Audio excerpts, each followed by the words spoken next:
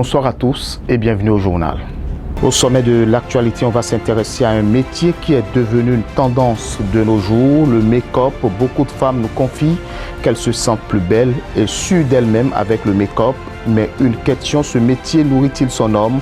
À suivre, un élément réalisé par la rédaction.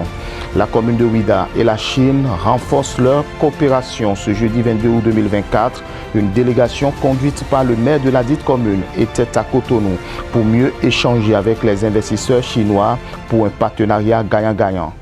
Voilà pour le sommaire.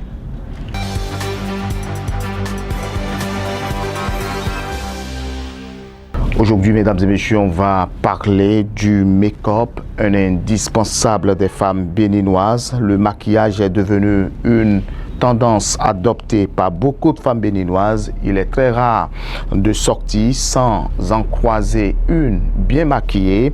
Allons à la découverte de cette tendance qui, si dès si temps, c'est un élément signé Bérangère Boléan. À Cotonou et environ, des instituts de beauté pilules dans presque toutes les rues. Les maquilleuses, on en trouve un peu partout. Le maquillage ou le make-up est devenu une tendance adoptée par beaucoup de femmes béninoises. Certaines parmi ces maquilleuses professionnelles ont une formation très pointue. C'est le cas de Rebecca qui nous relate un peu plus sur le make-up. Alors, il y a un adage qui dit que quand tu fais ce qui te passionne, tu ne te sens plus au travail. Donc, je me sens très bien dans mon métier. C'est un métier qu'on m'a pas forcé à faire, que j'ai voulu. Donc, je me sens très à l'aise, très épanouie dans mon travail. Il est donc très rare de sortir sans en croiser une maquillée. Selon l'esthéticienne, le make-up met en évidence la beauté d'une femme. Le make-up chez moi, ça révèle vraiment la beauté. La beauté déjà existante, parce que tu ne peux pas dire, tu ne peux pas croire que tu es laide et instantanément le make-up va te métamorphoser. Il faut d'abord que tu aies aussi quelque chose pour que le make-up arrive à ressortir ça. Bon, dans d'autres cas, il y a d'autres qui auront d'autres expériences, mais chez moi, le make-up révèle vraiment la beauté déjà existante. Beaucoup de femmes nous confient qu'elles se sentent plus belles et sûres d'elles-mêmes avec le make-up. C'est le cas par exemple de Dame Ins que nous avons surpris en plein exercice ici. Passionnée du métier, elle est ici pour se faire former, dans le but plus tard de devenir une professionnelle. J'ai choisi la formation en maquillage parce que déjà de base, j'aime tout ce qui est la beauté, tout ce qui réveille la beauté. Et le maquillage en fait une partie. Je me sens bien à l'aise parce que je suis dans ce que j'aime, donc il n'y a pas de contraintes. J'ai choisi suivre la formation en make-up parce que j'aime tout ce qui a trait avec la beauté de la femme. Le make-up, au-delà de la passion, est un métier très rentable, nous confie Rebecca. Comme vous le voyez, vous pouvez aussi témoigner. Ça va. On rend grâce. Sinon, on allait déjà débrancher. Ça va. Je ne sais pas comment les autres, ça va chez eux. Mais chez moi, je peux dire que ça peut aller. Ça va. Même si le domaine regorge des hommes, il est évident que les femmes s'intéressent de plus en plus à comment apprendre à faire le make-up. Et puis parlons de cette visite du conseil communal de Ouidah à Cotonou. La délégation conduite par le maire était chez l'ambassadeur de Chine, puis après chez les partenaires sociaux et financiers. Le but de cette visite avec les partenaires chinois, mieux renforcer les liens sur plusieurs plans. Après des heures de tête-à-tête et la visite des locaux, le maire de la commune de Ouidah sort satisfait. Comme vous le savez très bien, il y a quelques jours, nous avions eu l'honneur et le plaisir de faire une visite officielle en Chine, moi et une partie de mon conseil communal. Au cours de cette visite, nous avions échangé avec les responsables, les dirigeants de la province de Yunnan et ensuite avec le gouverneur et les collaborateurs de la ville de Dali, une ville touristique, une très grande ville touristique du sud de la Chine qui a décidé donc de faire un jumelage avec la ville de Ouidah. Et au terme donc de cette visite, nous sommes venus aujourd'hui pour remercier l'ambassadeur de Chine qui a travaillé, qui a contribué à cette visite et à la création de ce jumelage. Et ensuite, nous sommes venus faire une séance de travail avec l'entreprise Yunnan Construction qui également a contribué à notre visite, mais aussi a soutenu financièrement, matériellement et également a mis en place une coopération commerciale entre la ville de Ouidah et la province de Yunnan. Dans tout le Bénin, il n'y a que 2 villes qui sont jumelées à des villes chinoises. Il y a la ville de Cotonou et il y a la ville de Ouidah. C'est donc pour dire qu'un jumelage avec une ville chinoise, ce n'est pas une chose aisée.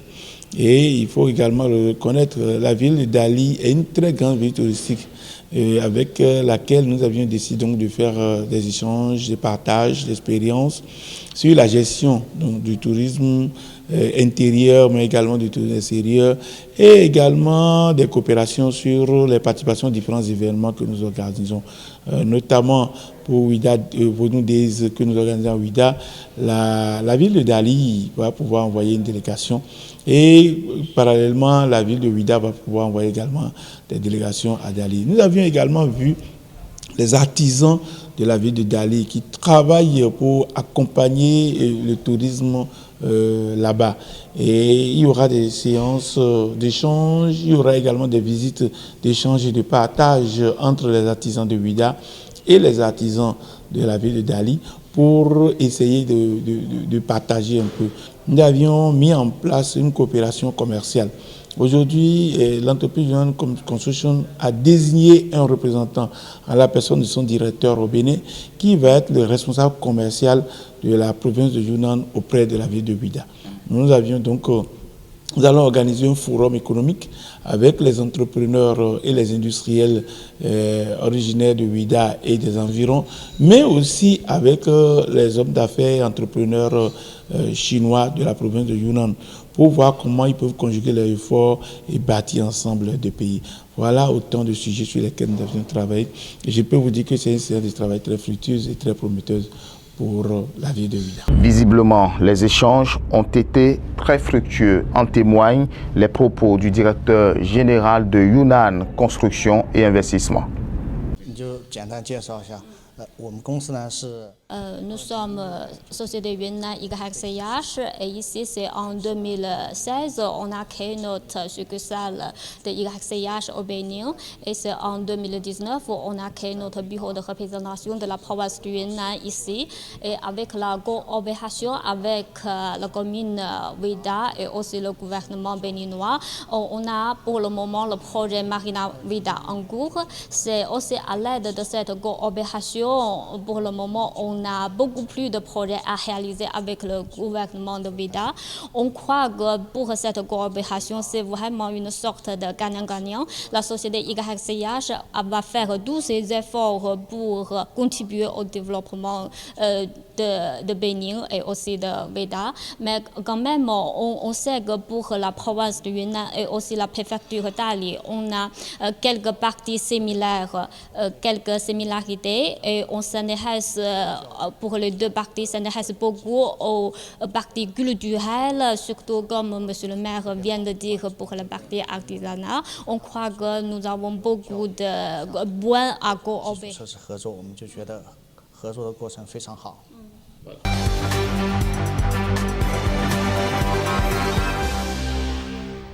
En était actualité, mesdames et messieurs, plus précisément au Liban, l'ensemble du personnel hospitalier s'entraîne à faire face à un incident de masse qui provoquerait un afflux important de nouveaux patients, notamment en raison du conflit à la frontière libano-israélienne. Suivons ce reportage de nos confrères de France 24 pour plus de précisions. De nouveaux échanges de tirs entre Israël et le Liban, des violences devenues quasi quotidiennes à la frontière entre les 2 pays depuis le 7 octobre. Une situation explosive qui fait redouter un peu plus chaque jour un embrasement global de la région. Cette crainte d'une guerre totale a poussé les autorités libanaises à se préparer au pire des scénarios, celui d'une gestion d'un nombre massif de victimes. Nous nous entraînons tous les jours et nous avons la zone rouge, la zone verte et la zone tampon. Et nous avons des missions différentes chaque jour. Par exemple, je sais maintenant que lorsque je travaille de nuit, je dois travailler dans la zone rouge, c'est-à-dire dans celle-ci. Dans ce pays éprouvé par 15 ans de guerre civile entre 1975 et 1990, puis par la guerre des 33 jours avec Israël en 2006, et dernièrement par l'explosion du port de Beyrouth en 2020 qui avait fait plus de 200 morts, une partie du personnel hospitalier a déjà été confrontée à des situations de crise. Nous avons fait face à de nombreux incidents qui ont fait un grand nombre de victimes, comme l'explosion du port, les attentats à la bombe contre des ambassades étrangères et même la pandémie de Covid-19. Tout cela nous a permis d'acquérir de l'expérience dans la prise en charge des patients blessés lorsque le nombre de cas arrivants est très élevé. Ce plan d'urgence n'est pas le premier au Liban, mais il survient dans un contexte économique particulièrement tendu dans le pays. Soumis à des coupes budgétaires, le ministère de la Santé affirme avoir renforcé le dispositif pour une meilleure efficacité et avoir pu mettre de côté au moins 4 mois de fournitures essentielles. Soleil Levant Info TV, stop et fin. Merci à toute l'équipe de préparation et de diffusion. Merci à vous, mesdames, merci à vous, messieurs, de nous avoir suivis. Très bonne suite des programmes.